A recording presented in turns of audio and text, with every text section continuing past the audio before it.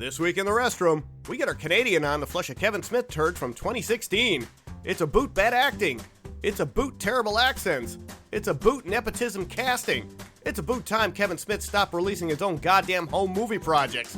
It's yoga hosers. And before we flush it, we're gonna take it out and play with it a little.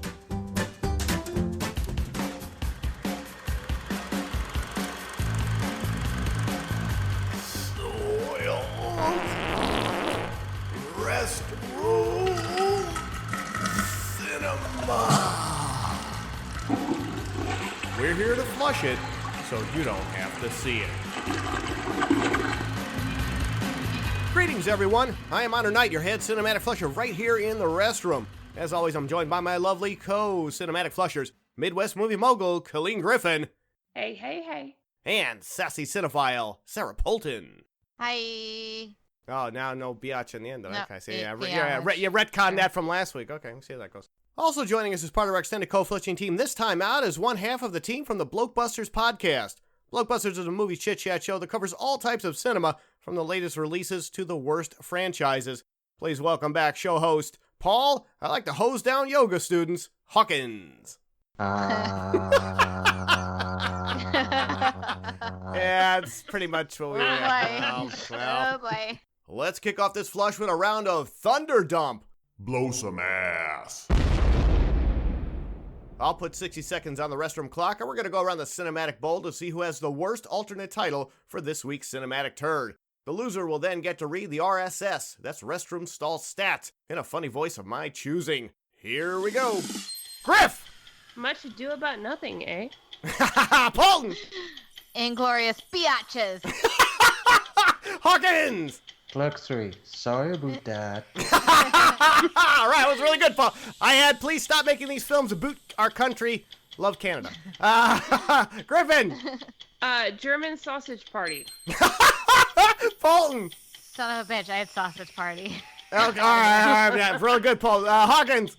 2 girls, 1 convenience Oh, store. you son of a bitch! You stole my fucking second one. All right, now I gotta skip that one. I had I had nepotism, the movie. Oh fuck. I had nepotism. How the hell did I know Stop you would it. have that one? We had the same joke. Nepotism, the sausage party. Get out of here. All right, hang on, Griffin. Canadian bacon. No, Polton. Clueless.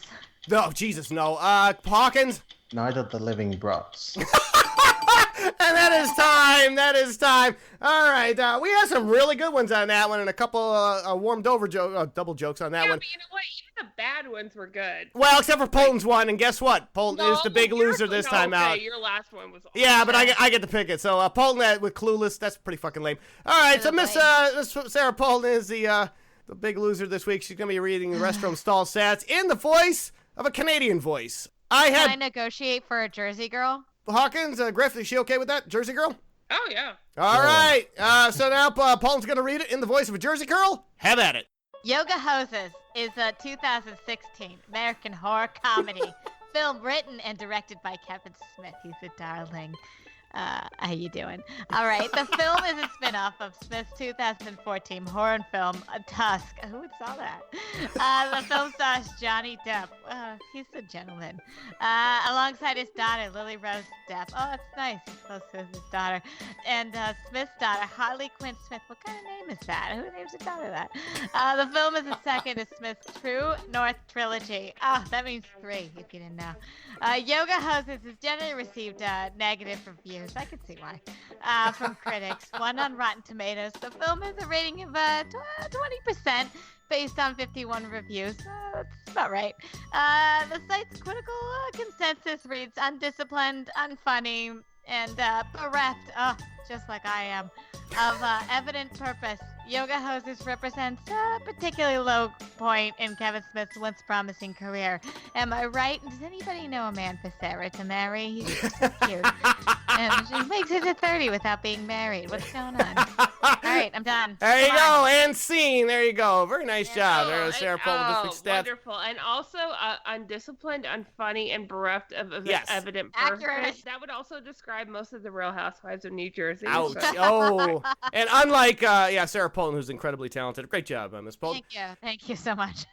$10 says Kevin Smith wrote this entire film on a roll of toilet paper while having a massive bowel movement, and then he just went and shot it without a rewrite.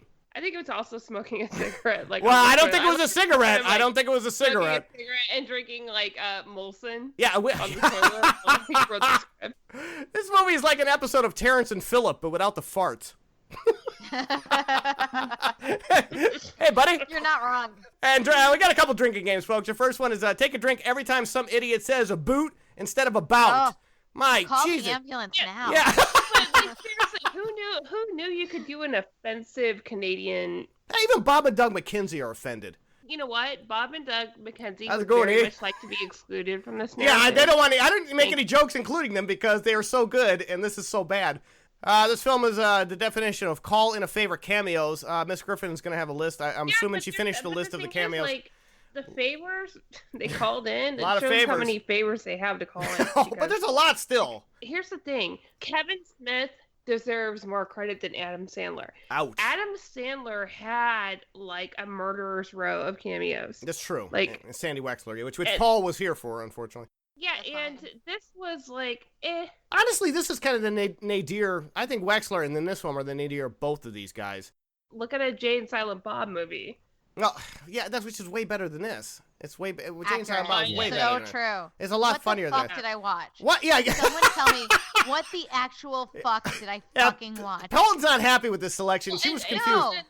No, the thing is, I did have a morbid curiosity about this movie because I knew it was like a what the fuck movie. It is. So I wanted to see how what the fuck it was. I have an idea for what this film possibly is. Okay. And it's kind of Thank connected God. to right at the end, but I genuinely had to believe that this film was created specifically to be bad because this, to be What? perfectly honest, nothing in this film feels like Kevin Smith. And Kevin Smith You're right. always makes a Kevin Smith film, with the exception of Red State, which he wrote specifically trying not to be like Kevin Smith. But the thing is, his daughter and Johnny's daughter did not feel like they were phoning it in. It felt like they did work. You know, we're not Paris and Nicole. It is kind of difficult to act badly. It's a But that's a it- weird yeah, sentence but to say. I feel like they did the best with the material that they were given. Well, I'll agree. yeah, They're the material's actually weak. friends in real life, by the way. They've been friends their Well, whole I know. life. Yeah, yeah. I guess I'm rooting for these two girls. I want them to see their potential through. Yoga hosers, you already know your film sucks when you have to add a shit ton of Canadian emojis to the title credits. Oh my god. Super annoying there, and they're Canadian emojis, which is yeah, it's a Like, they hockey couldn't- they sticks. could- and- like apparently Kevin Smith's Fuck. tight with like the Degrassi crew. You, I'm serious. He is. He's directed episodes of Degrassi before. He's been in episodes. I don't of understand why, like, he dick sucks the entire country and then But, turns like, around and he- makes a shitty film about it. I don't understand. You can't call in a favor to Drake for a cameo. Can you be racist against Canadians? Yeah. Because I feel like that's what's happening. I think so. You know what I Who- mean? Like, Yeah, who knew you could be offensive toward polite white people? Yeah. Yeah, Right. they're probably watching the film and just going, "Oh, is that what they think?" Yeah, they're probably right. Yeah, I don't know. Come on, girl, watch the beat. If you look up tone deaf in the Canadian dictionary, you're gonna find pics of these two nepotism idiots. Nepotism squared. My biggest question about them playing in the back and singing and doing the drum, who's playing the guitar? Depp's kid and Smith's kid play clerks from this Canadian fucking convenience store, which showed up in Tusk. This is an extension of that film. Yeah, because which, it's around. It's a sequel to that. Who was begging I know. for an extension of that movie? Oh, exactly. That was so terrible. And then they're in the back room just doing this opening number, and they're singing. I'm like, first of all, who's got that much free time in a convenience store? You know, You know come on. what? There was a Kids in the Hall sketch. If anybody has ever been a fan or watched that show, it was a Lord Michaels created Canadian sketch show where there was this lame band of dudes who were in their 20s who practiced in a band all the time, and they were terrible. I think I dated them. Yeah. But it felt like they were trying, like, they watched that, thought it was funny, and were like, hey, what if we do it with, like, teenage girls and some creepy Yeah, old it's- dude? I'm so bad it's a crime. Makes total sense this line came from Depp's daughter, since he probably says that to her on a daily basis. Hey, all right. Yeah, all right. Hey, They're- This on? Is this microphone be on? careful about people's family issues.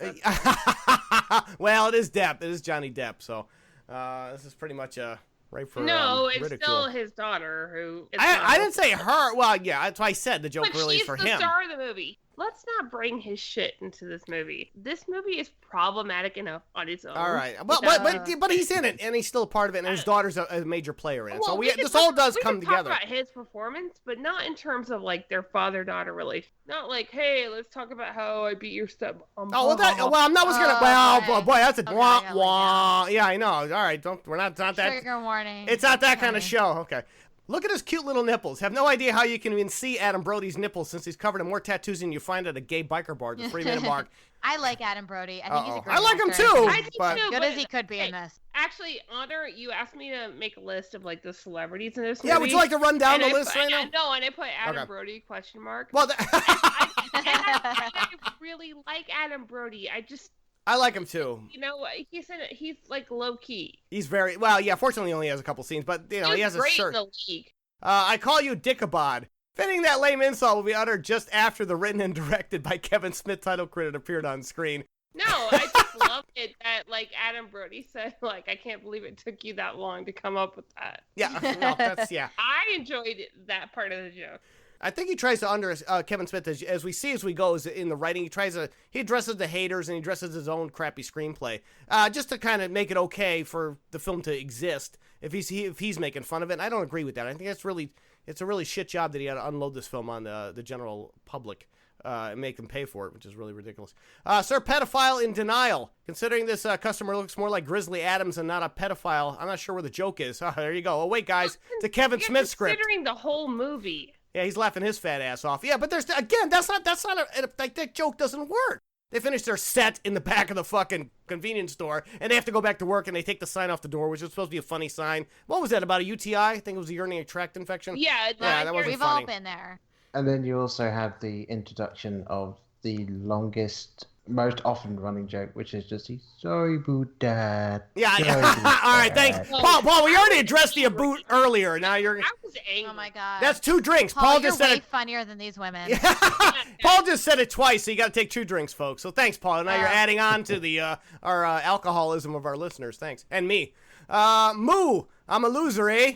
You know your lead actresses have zero talent when they can't get the eye line straight for a kid standing directly in front of them at the 6-minute mark. Did anybody notice that? The kid is about 4 feet tall, and they're looking straight out. Then when they do the reverse shot, I mean, just simple stuff like that. Like an SNL sketch when it looks reading the cue cards, which is that's every week. But in a major motion picture, Smith should have stepped in and said, your eye line's not right. Obviously, they were shot at 2 different times, and he didn't bother correct it. Didn't he direct this? Yes, it's lazy directing, but he's always been a lazy director. Smith has never been a good director. And he's admitted that, so it's not just me, bagging on him. He's self-admitted he's not a great director, but still, just basic stuff like that. Even if you're a shitty director, and we've had some of them on the show, can at least get eye lines straight. With two actors. Direct people he doesn't know on a personal level. I agree because man, the nepotism. I mean, really, but I think there's a big problem. He's got so much talent, but he can't. He does. He has a lot. I think he still has a lot of talent. It's again. I don't know if he's trying to make it so bad, as in like no one cares. They're just like, oh, I'm just doing a silly thing. Isn't that funny? And it's like they don't actually care about the kid. But there's ways to make an intentionally bad film and have it come off as an intentionally bad film, and I don't know if he's really doing that. I don't know if we can really let him off the hook. I really thought he was just making a fun. He thought he was making a fun movie with his kids, and it's just fun for him. It's like masturbation. Like you enjoy it, but nobody wants to be a part of it. And nobody wants to watch it. For anyone else, nobody wants to see anybody masturbate. Or it's like drunk. Like you get drunk at a bar and you tell a joke and you think it's gonna everybody's gonna laugh and like I do every week basically. Look, Griff, let's not talk about my personal life. Yeah, that's 80% of my material, Griff. Oh my God, we're Black Mirroring it. Did anyone else feel like they wanted to be like Juno with the clever dialogue? It was like an audition to collaborate with Diablo Cody. But he used to write good dialogue like that. He used to write really clever dialogue, and this is not. This is a very poor imitation. He used to do a lot of improv. Do you know my biggest problem with this entire scene is, and I can't believe it's in there, given that Kevin Smith used to work in a convenience store where he filmed Clerks, is that the woman that is buying the stuff doesn't actually pay for it. Yeah, she just leaves. Yeah, there's stuff like that bothers me so much. Yeah, they have just the opening sequence is them just doing a Clerk style situation where random people come in and they make comments about it. Where's the Pepto-Bismol? The annoying pink Instacan character introduction titles are a great example of lazy screenwriting. All the main characters have to stop frame to get an introduction to each of the characters that we could care less about. We can barely have time to read before it's off screen anyway. Lazy screenwriting, again, shall not tell type of deal. But all right, if that's the way you want to breeze through your 88 minutes, you can do that. On a related note, they did serve as nice pause points, I thought, to check the actors' names on IMDb. So anybody I didn't know when the Instacan thing came up, I just paused the movie and then zipped over to IMDb and just matched the name to the actor. So that was very helpful, actually. So thanks, Kevin. Appreciate that. Get out of my bum. The second that came down, I just wrote down, like, did he watch Bad Milo and then just kind of reverse it? Oh, you're right. So let me explain. So the Grizzly Adams guy who was in the convenience store for about 10 seconds, they called it pedophile, which, of course, he looks nothing like it, ends up getting accosted by something in a park moments later on. We don't know what this is, and he screams, "Get out of my bum," just before he's killed violently, but we don't know that. But we're going to find out, folks, and let me tell you, when you find out, you're going to think I'm drunk. Well, honestly, and I am, this movie inadvertently ties into Alien. What? Don't you think? Griff, you're not. It ties into last week's Alien Covenant. All right, Alien Covenant. Not that big. Alien versus Predator. I'd rather watch Alien. I'm not a boot to let you girls go to a senior party. Take a drink, folks. Smith's wife appears on screen around the 9-minute mark, looking more and more haggard with each passing film that Smith directs. Oh, she's not aging? She's aging big time. Not Not God forbid. It's just I don't think she just looked that good in this movie. I think they did that on purpose. Like, okay, she was like, "I'm tired of your bullshit." I'm tired of peering in your bullshit. And also, she looks less interested to be there. She was really good in Clerks too. I'm going to cite that. I don't think she's without talent. But she was probably really good when she was in that leather cat suit. Oh yeah, and she's great. And Silent Bob too. Yeah, that was fine. But here, obviously, she just doesn't look like she wants to be there. I mean, she's just obviously, Smith said you got to appear in this scene, and she's like, okay, but she looks like she's just on her way to doing something else. Like she's literally just one scene, right? This is it. She was a producer on the film. Well, I know, but she's just in this one scene, and then she's gone. So she didn't even do more than this. So that's a waste. Again, another waste of a cameo. I'm talking about, oh God, the period blood of women. Q spit take shot. Spit take shot. There you go, folks. We love the spit takes. These lame jokes are eerily close to the ones I write each week here in the restroom, as you can tell. Yours are better, Honor. Paul, don't you love the spit take? Haven't we seen that, Chestnut? In everything ever? Isn't there a spit taking Clerks? Like, is he just done to reuse? Is it really just? I think he's reusing a lot of his old stuff. Again, lazy guys. It's a lazy fucking script that didn't need to exist. And I wrote down just like, what the fuck is going on with these accents? It's like obviously. We're gonna get into former. Well, I know that's coming up. The very first time I ever even came across that stereotype was South Park Bigger, Longer, Uncut. Oh yeah, but they can get away with it. They can get away with it. You can't. Smith can't do it here. No, he didn't hire any actual Canadians. What the fuck? Paul, give us in a boot. This is not a book of sanity. This is a book of dignity. This is a book of respect. And scene. There you go. And Paul, like I said, just wrote a better movie. Or just stole from a better film. You can go with that. So we start with the pretentious frog. Nice to see Justin Long still getting work despite his last great turn as a walrus in Smith's other crappy Canadian film, Tusk. That was my next. Of course, it's the same director, so it really doesn't count. Yeah, Justin Long turns up again. And he was so gross and weird. Well, I said Long's hippie yoga character plays out like a rejected Fred Armisen Portlandia sketch. It just doesn't with the fucking wig, doesn't it? It's Fred Armisen. This movie was the Portlandia sketch that never ends. Exactly. Yeah, this is really one of the. All right, Paul refilled her wine glass. Hang on. I've never taken a yoga class where it was literally just me and like my best friend. Like usually there's other people, right? Like a whole class. In a class. No, it doesn't work like that. What the fuck is happening? So Why anyway, is there just them in a class? They hire a personal trainer, like a pervy personal trainer. Yeah, he's super pervy. By the way, extras, you don't even have to pay extras to be in your movie. By the way, they'll probably do it for pizza. Oh yeah, I would do it for pizza. Get some extras in your goddamn yoga class. They would have done it just to be in a Kevin Smith film. That's true too. You're right. You're absolutely right. Kevin Smith, I will be an extra in your goddamn film. You don't even have to pay me. What the fuck? I was gonna say, I honestly think Kevin Smith hates yoga. Yeah, and I think that's why it. he put it in the film. So basically, the two main characters, in addition to their job at the convenience store, they attend this yoga class where it's just the two of them, and Justin Long, who has his shirt off. He appears too many times in this film. It's not funny the first time he's doing this character, and it's not funny the third fucking time. And his name is Yogi Bear. Bayre, and that becomes a running joke because Warner Brothers is trying to sue him for taking the character Yogi Bear, and he doesn't know who Yogi Bear is, and they try his Boo Boo Bear, I think, later on, and the joke is never funny. Like I said, if Fred Armisen would have done this character, on SNL Port Landing, he would have done it 100 times better. Long is not that type of character to do characters. Or actor to do characters. He's not really that great of an actor, but he can't do characters. Bill Hader. Yeah, anybody. Why get a guy who can do characters to do that? Stop calling your fucking friends to appear in your shitty movie. Well, Stop doing it. I get it that you need Justin Long because he was in the TUSK as a completely different character. You don't need Justin Long. Find a different role because he was trying to do a Canadian accent. Oh, it's terrible. And, oh my God, why don't you do Jay Baruchel or somebody? You know who would have been perfect? Right. Seth Rogen. Jim Carrey. Oh, yeah, yes. I wouldn't even go with that. I would go with 10 that. out of 10 Yeah, if you could get that man. What? Yeah. You know what, me? Oh my God. I'm me. I'm on here. Sarah Paulin would have done Kevin it. Smith and Jim Carrey together, that could be the spark that reignites their career. Yeah, both of them. Oh my God, it looks like a Vancouver hockey riot in here. Orange is the New Black. Natasha Lyonne shows up around the 13-minute mark. Wait, obviously, hold on. Before that, you asked me. Well, you want to run down the whole list now, or you just want to do it at the end? I mean, just for a final count, because. Well, no, Tony Hale. Oh, that's right, Tony Hale's right. Yeah, Tony Hale's in this too. He plays the father of the Depp's character.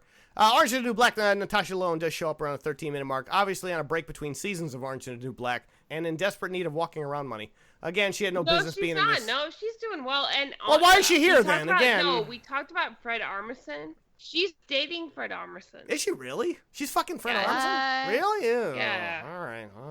I know. So much for that. I don't even have a joke about that. Her. Ooh, I like Natasha Lyonne. Again, she had no business being here. Obviously, it's a somebody called in a favor, and that she showed up. Was painful. Again, another shitty. Man, Canadians should have rioted the country when this was released.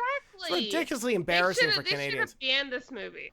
Where'd all my beavers go? That's what I like to know. Crappy film is chock full of chicks, and now, one beaver to be found. This is like watching a lesbian flick on Lifetime. It's a lot of meaningful looks and hugging. That's all this film is. All right, I guess I'm alone on that joke. Oh I'm your little girl, Bob. Was anyone else creeped out when Lyonne dropped that little nugget? It was awful. So she's the store manager of the convenience store where they work at, and she's dating the father of, what's her name? Which daughter? I don't know. Oh my God. It's Colleen Squared, which means to be like nepotism. Yeah, their characters are both named Colleen. I don't know where the joke is with that. I don't think it was funny. I don't think they made it funny, but all right. Stupid. Yeah, they go into the bedroom, and that's when Lyonne drops that, and he's like, "I'm your little girl, Bob," and I'm like, "Dude, you got to fucking dial way down." Too soon. Yeah. Never. That was Never. creepy. I never say that to a man. I'm your little girl. Get out of here. Yeah, I would take myself out. But Sarah, Sarah, never say any parental. Yeah, that's what I'm saying. Variations. Look, like, have I had a man ask me to call him daddy on a first date? Ew. Sure.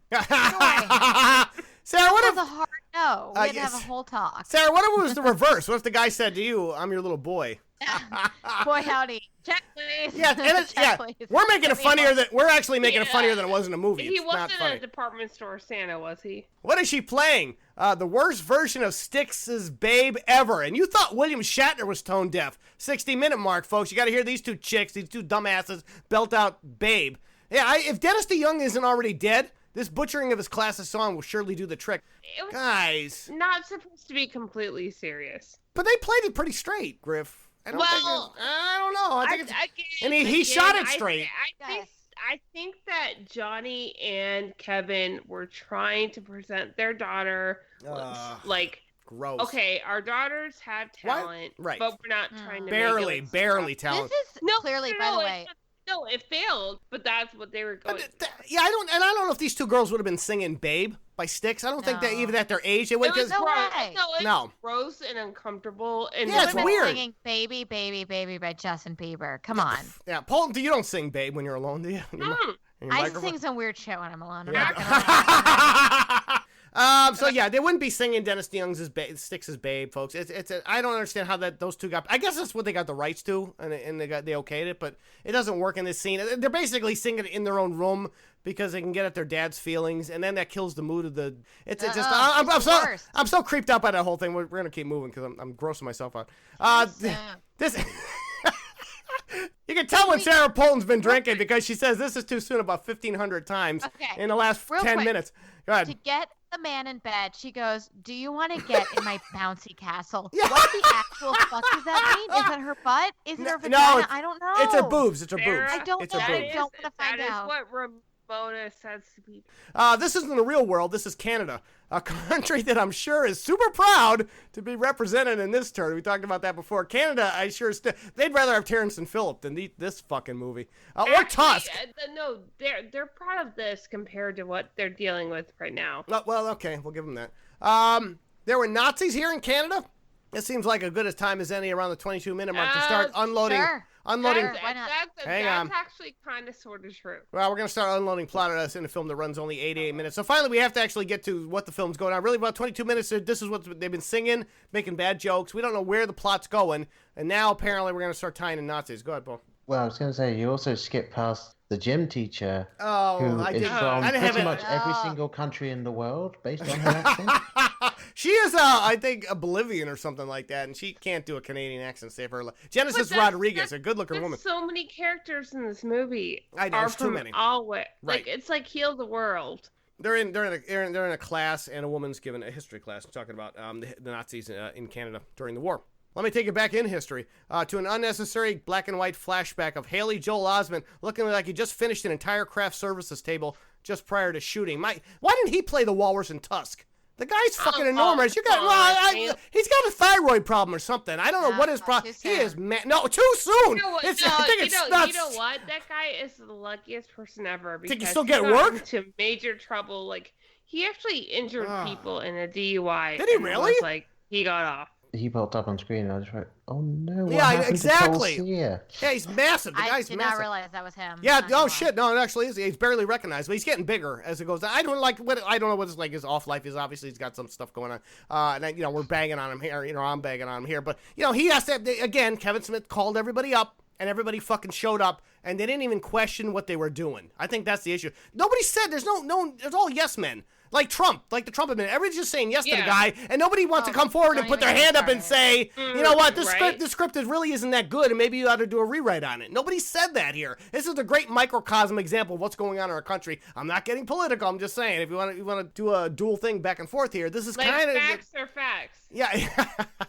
Honor, if you want people to direct their negative views of our political discussions. Sam watch this movie? I think I'll watch this movie. It's a great example of this. So basically, we get a background that the head of Winnipeg or something like that was tied in with the Nazi Party, and then teamed up with some guy from the Nazi Party because the Canadians are like, no, we're not going to run out all the Canadian Jews out of the country. But one Nazi guy hooked up with him, and that'll come around in a little bit. Hang in there, folks. Children should not play with dead things. Since we know how much they all love Johnny Depp's prosthetic-laden weirdo performance as a Canadian detective in Tusk, we'll have him do it all over again around the 30-minute mark. I bet Depp only took this role again so he can spy on his daughter making out with someone. Hopefully a chick, though. Hopefully a chick. All right, yeah. Here you go. All right, Griff, what do you got on Mr. This? What a terrible performance. We're talking about Inspector Clouseau plus Michael Caine. Plus a South African accent plus whatever Quebecois he was trying to do. Oh my God, it was. He's playing this. Entertaining and horrific. It is pretty horrific. He's just really desperate this way. He plays the Canadian detective in Tusk, he was barely in that, and I let him slide in that one. But here he's given a lot of screen time, and we have a lot of time to listen to this fucking accent, which sounds like every one of his lines sounds like someone is trying to tune in a decent Canadian radio station. His accent is all over the place. He sounds like Captain Jack Sparrow. There's Michael Caine, but he sounds like Jack Sparrow at one point. He just can't hold the accent. I don't know if it was because I wasn't really paying attention to the character because I found it so boring or something, but I didn't realize it was Johnny Depp until come on. later when he got into the Captain It Jack. took me a the few minutes convenience to, store. Paul. No, and it's basically yeah. did Well, I know him from George. TUSK. That's how I do Yeah. it. But he's doing Jack Sparrow. There's a lot of that slips out every day because he just doesn't have a hold on the accent. And I don't know if just because he just didn't do enough prep time, or he's just lazy, or he's just not that good. I don't know like where the line is drawn here. But he goes in and out of stuff constantly, and that drove me fucking crazy. Mess. He was French, and then he was British. I thought he was He supposed to was- be French. and It's he French Canadian. was- He's supposed to be French Canadian. He was Swedish, and then he was He was Swedish. He was Borat, and then he was Michael Caine. He was trying to do like Can you Clue. He's trying to do imagine Peter Sellers working from. with your dad on a movie. I know. Well, I'd be that- like, Dad, lame, get out of here. Well, Bye. that you're right on that one, Paul. But if you, and that's why I think I loved Lily. Dude, she is like performing despite her dad being a mess. but you're right on that one. Yeah. And also, you gotta watch it. They had Smith had to keep cutting away from her shot because she's just on the edge of cracking up. There was a lot of scenes where she didn't keep it together, watching her dad, That and was you can SNL. tell That that. was so Yeah, it's a lot of SNL right stuff there. where they had to keep cutting away from her. I thought the exact same thing. Yeah, there's a lot of shots where they keep cutting away. They have to do reverse shots over the shoulder from the back behind them because when you have to act in front of your dad and he looks like a fucking moron in this makeup and he can't hold the accent, you're gonna laugh no at your way. dad. You know, that's just No how. way. I like her as an actress, and I hope she's given the I do, opportunity too. to grow.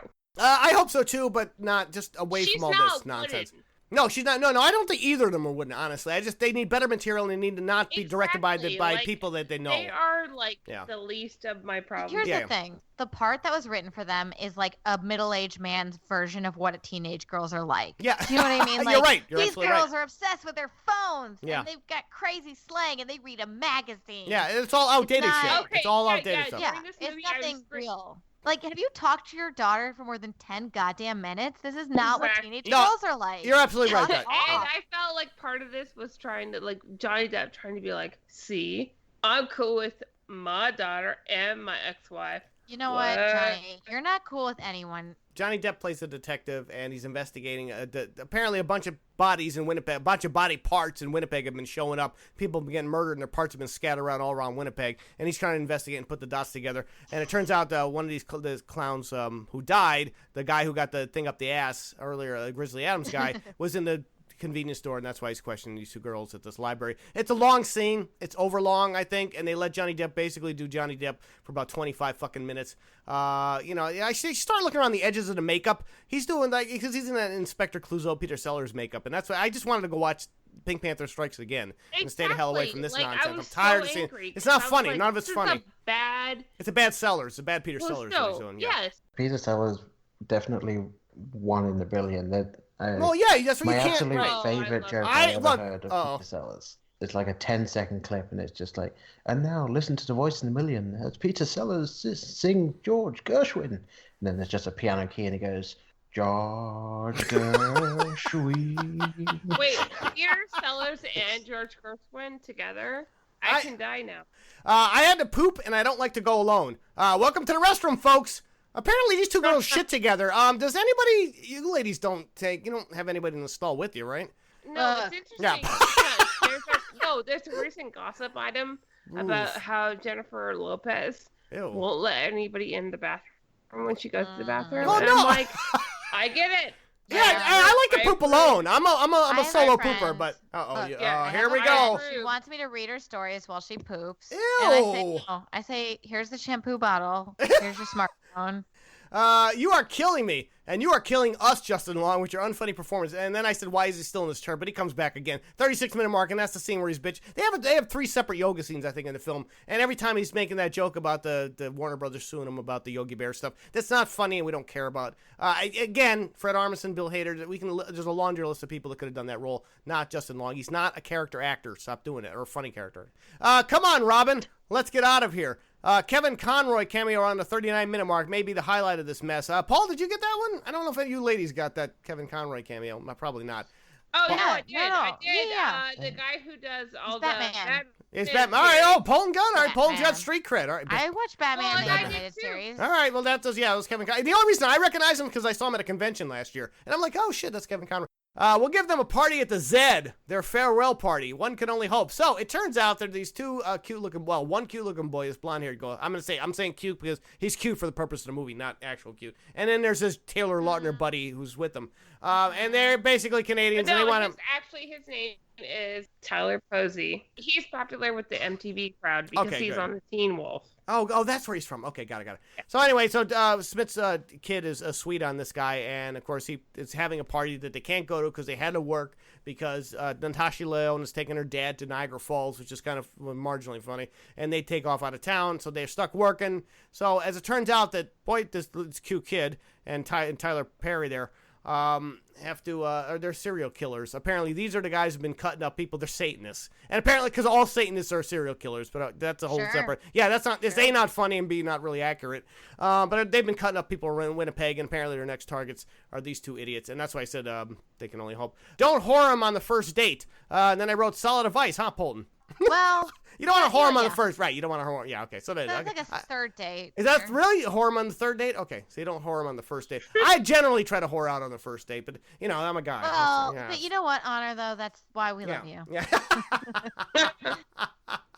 Parties are basic, and so are terrible films on Netflix like this one, sadly. Again, another sad Netflix film. Yeah, just... No.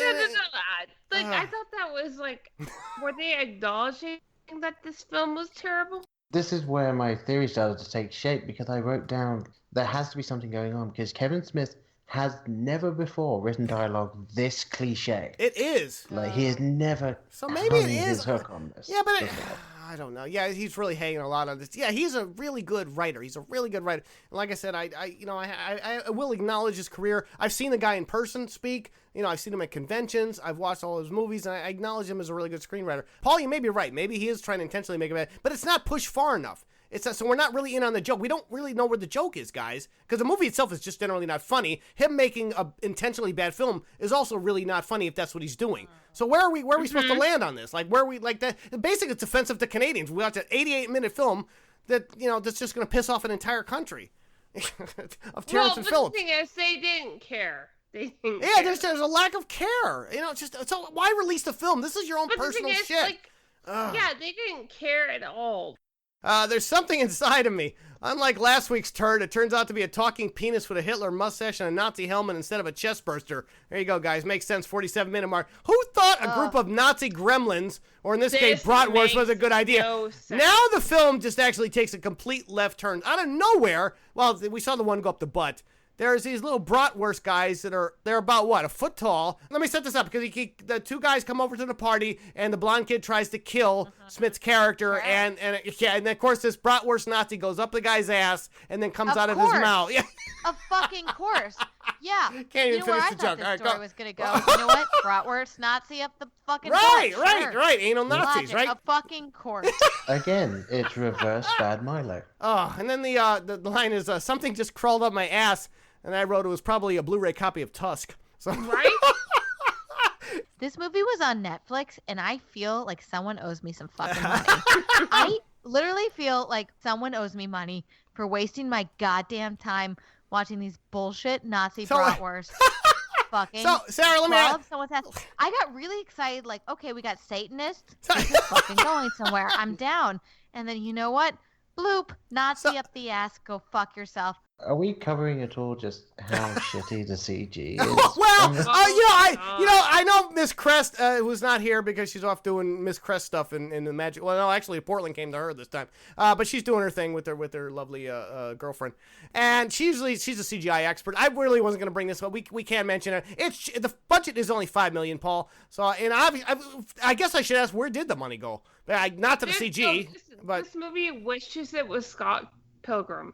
911, eh? Because just confining the walking mummy of Stan Lee to Marvel films wasn't enough. He now appears in this turd around the 50-minute mark. Can we leave this guy alone? Can we let him die? The guy's 94 years old. I know Kevin Smith dick sucking again. His friends and Paul.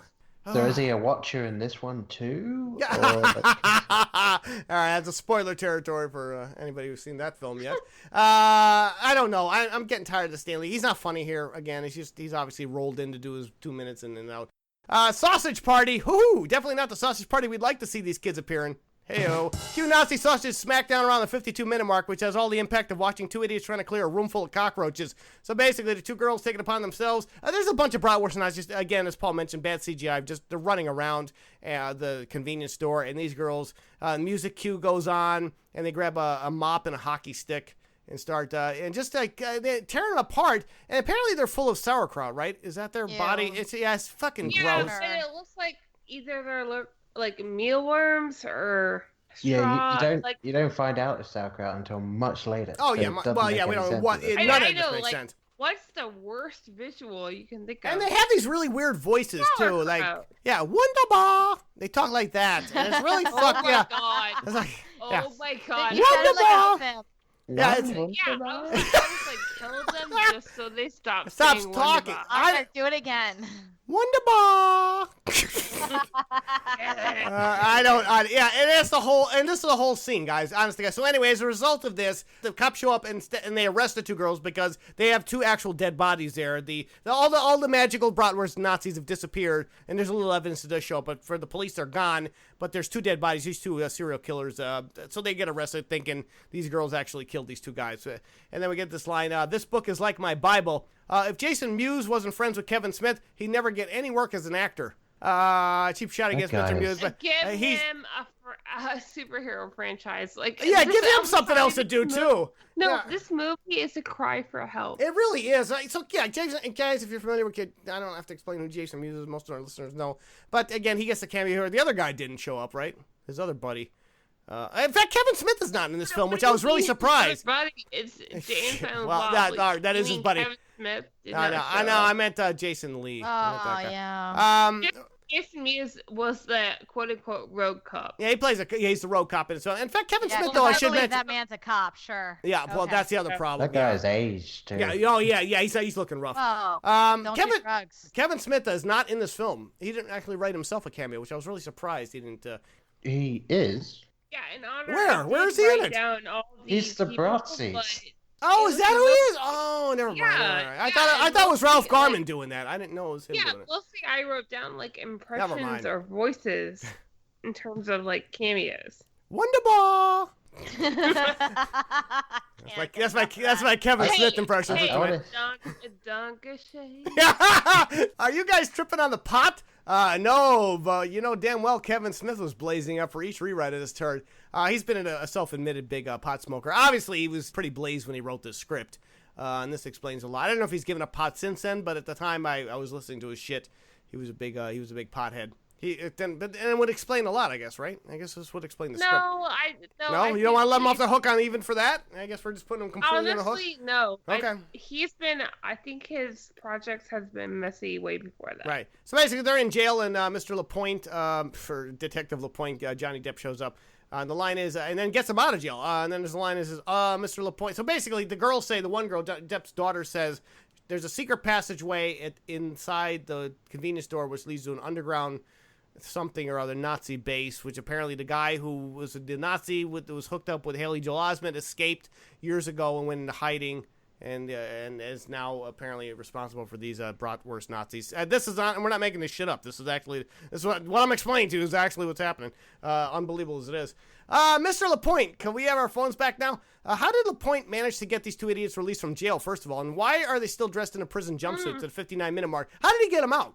Dude, they're minors. Yeah, exactly. And they're wanted for murder. Oh my god. So yeah, there's no way there. The thing is, they made it like what made it so weird is that they like tried to like remind us that they were young. 15 and a half. Mm-hmm. I can't even make any of those jokes, right? Yeah, exactly. This is why I have an accent that's both scary and creepy. Well, it can't be any worse than the other horrible accents we've heard thus far. I don't know who that was even referring to. Oh no, that was a Nazi. Oh, so we should mention. Yeah, they all get captured. Once they get into the thing by the little Bratzis, and they're brought down to the underground lair, which is this really nice place in Canada somewhere. And they're all strapped to, they're handcuffed to these chairs. And it turns out that the Nazi guy is still alive. And this is Ralph Garman. This is Kevin Smith, buddy. This guy is fucking terrible. I'm going to talk about him in a second. Forever stunting the growth of my wiener babies. Well, there's an insanely stupid line on here every day. So basically, this Ralph Garman, this Nazi guy, was incubating Nazi bratwurst clones in an incubator, and he froze himself in the refrigerator from Crystal Skull for 70 years, but it was supposed to be 100 years, and he got called back 70 years because the dumb idiots who were singing the music at the beginning of the film shorted out the power, and it defrosted him. Literally, I'm not making any of this up. This is literally this horrible plot. The critics, they told me I had no talent. They told me I stink on ice. Welcome to the autobiographical portion of the film. And Paul, there we're going to circle back to that because I think Smith knew he was making shit maybe in this point, and he's trying to get off the hook for making shit by saying having lines like this one. And there's also lines that haters going to hate. Didn't they address that too? Again, citing out his critics. So I guess in a roundabout way, he's really trying to get off the hook for writing this garbage. And I don't think that's fair. I don't think he gets a pass just because he's making fun of or he's acknowledging the fact that he wrote a shitty film. Why do we have to watch it? Why didn't he just not release his film and just have it for his inner circle of people? You know, Prince did this shit all the time. He died with all of his filming and shit, and all of his music. There's shit you're never gonna hear because that's in Princeville. Why don't you leave this shit in Kevin Smithville? Anybody? That's what I don't get. Yeah. He has a successful podcast network. Oh, he's got a ton of success. Yeah, and his views on comic book and lore and horror are very like respected and like intelligent and cool. And I feel like from seeing his daughter in this, you could almost see she was like, I'm saying shit that's dumb. I'm going to circle back to Ralph Garman, though, because he's a Nazi guy, but he's also doing all these other accents. Did anybody like any of the other accents he was doing? He did what? He did Al Pacino. He did Stallone, Schwarzenegger, and my favorite, Edwin. Oh, you did? Yeah, that was okay. Adam West was okay, too. But in case you guys don't know, that's from the people who made the kids float up to the ceiling and Mary Poppins. Oh, yeah. Again, Mary Poppins, y'all. I call him the goalie golem, or the lead guitarist from Gwar at the 59-minute mark. So basically it comes down to, he has a sculpture, and it's this big foam rubber latex thing of this big giant goalie covered in flesh. And if you guys know who Gwar is, you're going to get that joke. Obviously, nobody on this show got it, but... You know those little Funko Pop things? Yeah, it's a Funko Pop. It is. Jason. Yeah, you're right. It's a Funko Pop thing. Oh, that's very good. Paul doesn't know what the hell we're talking about. It's late. I've been drinking wine. This is really hard on my brain. I know. Hang in there. Brain mind. I've got a Funko Pop line right over there, and it's of a Joker Batman. See, I have a Funko Game of Thrones. I want a Funko Golden Girls. So we can do that. Oh my God, they need to do that, and they have that. All right, I'll get you one. We'll get you one. We'll get you one. I got Jack Burton and the guy from Serenity, Mel Reynolds. So there you go. It's my two Funko Pop. I could do the accent of a man who played Batman. Did anyone else want to punch the living shit out of Ralph Garman every time he shit out one of these lame, rich little voice impressions? He's not that great of an impressionist. Really fucking annoying. He was just doing what he was asked to do. Not funny. Fake news.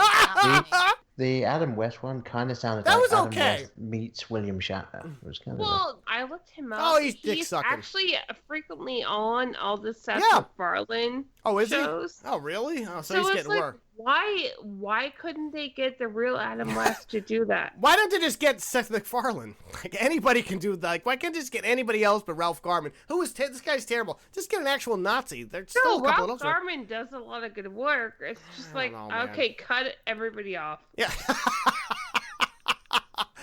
He's not talking about killing real people. He's talking about killing critics. Well, there you go. That's one way to get around your 20% tomato reading there, Smith. Once again, circling back, calling it on the carpet. He wrote something crappy, and we're supposed to be okay with it. Hey, Bratzis party, we want to have a weenie roast. Finally! Let's bust out some dicks. Again, it was a sausage party. It was, and to go see that, not the Seth Rogen one. They just killed their dad. Which would have went a long way in not getting this film made. Ouch. All right, I was real. You can tell how mad I was by the end of my notes here. I was just so aggravated that this is how this film played out. But all right, we're now almost there. Cue the second Bratzis Smackdown, folks. We're on the hour and 10-minute mark, complete with Batman power graphics and sound effects. And then I wrote How Stoned Was Smith. It's like he had the TV running in the background while he was hitting the bong and writing scenes. Again, lazy. This climactic battle as the girls use their yoga poses. We should have mentioned that. To go up against the Funko Pop character, the Funko Jason. As fuck. Thank you. This is a movie that wishes it was Scott Pilgrim. I'd love to see Kevin Smith properly writes. Edgar Wright directs it with Quentin Tarantino during one scene. I think that would be way better. Absolutely. I think you need to find some inner peace.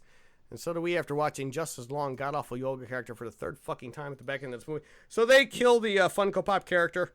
and save the world, and from the Nazi Bratzis. We should mention that Funko Pop character was powered by the Nazi Bratzis, and they were all stomped on and killed. And it's even explained, that last sequence. Is you're gonna have to watch it, folks. It is on Netflix, 88 minutes. Just fast forward to the hour and 10-minute mark, and you can pretty much get on that one. Griffin on credits? Nothing. No.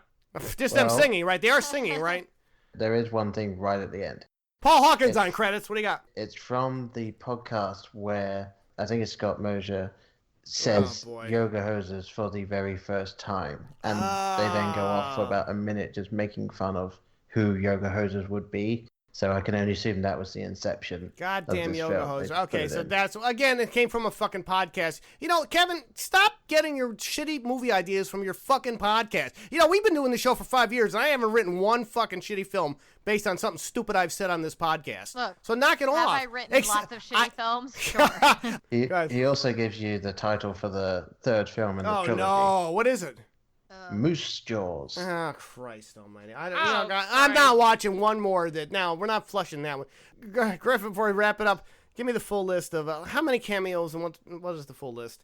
We had Adam Brody, and then we had Ms. Mackenzie, which was Jennifer Swabach, Justin Long, Tony Hale, Natasha Lyonne, Vanessa Paradis, Tyler Posey, Haley Joel Osment, Sashir Zameda, Johnny Depp, Kevin Conroy, Stan Lee, and Jason Mewes. All just friends. Calling a favor. Everybody just call them up and they all show up. Folks, I'm going to say that to all the people in Peerless Way. Stop showing up to his stuff. And when if he's doing his third movie, he's on his own. How about we, instead of stop showing up, say, give Kevin Smith a chance. The third one's not going to be any better than DC. Give him okay. All right. Yeah, if anybody from the DCEU is listening to the show, and I doubt that, give him something to do. Start it. Give Kevin a DC movie. I agree, because look, we gave Josh Whedon Batgirl, so let's give Kevin Smith something. It can't be worse than Batman. No. DCEU, if you're listening, please do that, and that's it. All right, so there you go, folks. That is Yoga Hosers for this week. Holy shit, we took it out and played with it a lot longer than we should have. Can we flush it, ladies and gentlemen? Can we please flush it? Sorry about that. Yeah, I was waiting for the boot. Come on, guys. Sorry about that. Nice, it sounds like the Fonz. Hey! Sorry. All right. Sorry about that. It's a wonder ball. Consider a flush. That is it for this week. Holy shit. I want to thank my lovely co-cinematic flushers, Canadian Midwest movie mogul Colleen Griffin, and Canadian sassy cinephile Sarah Fulton. Great job as always. It's a boot pimpin'. I thank our extended co-flusher Paul. I love the hose down yoga students Hawkins. Great job, Paul. You can check out his show with Brian Klosterman over at the BlokeBusters podcast. .com or BlokeBusters.com. You can check out their show. They do a great job over there. Thanks, Paul. No problem. Anytime you want to get a hold of me, literally last minute, you go. Yeah. Well, yeah, you were low. Yeah, you were literally last on the list. But sometimes that's how we got to roll. We're gonna be back next week with a higher guest who's higher up on the list. Maybe, who knows? Until then, okay. I know. I'm sorry. Yeah, well, Paul loves me. Until then, say goodbye, ladies. Bye-bye. Sure, bye. Rude. Wonderful. Hi, this is Nora Crest, and I want to thank you for listening this week and every week as we flush these turds down our cinematic bowl here in the restroom. If you haven't already, please subscribe to us on iTunes and Google Play Music so we attract more listeners and you don't miss a single episode. We love feedback, so email us at signalsoffury@gmail.com with your comments and suggestions for future flushes. Also, be sure to check out our home restroom on the net, signalsoffury.com. Until next time, remember, we're here to flush it so you don't have to see it. I'm Nora Crest, and this has been the award-winning Soiled Restroom Cinema.